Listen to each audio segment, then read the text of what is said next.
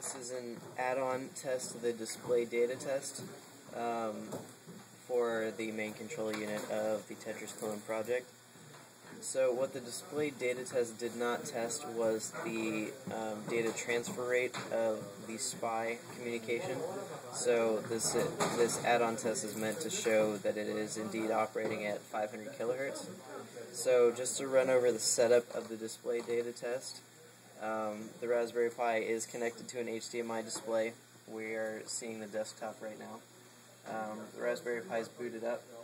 We are in the Python, the interactive Python interpreter as root, as seen up here. Probably not going to be able to read that with the resolution, but that's okay. So this is after just some amount of testing. The MISO and MOSI pins are shorted, this orange wire and this brown wire. And we have an oscilloscope probe connected to these two shorted pins. So we're taking a look at the data that's going across the wire. So when we run through that script, so right now we've set up the SPI so that it's open and we're able to access the medium.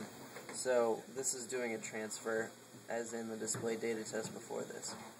So we run the test, and since the two pins are shorted, we see that all the data is being communicated across. Now on the oscilloscope, what we see is that we triggered, and just to show again, I'll trigger it a couple different times.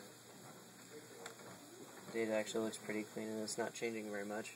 But the width of one of the shortest pulses is 2 microseconds.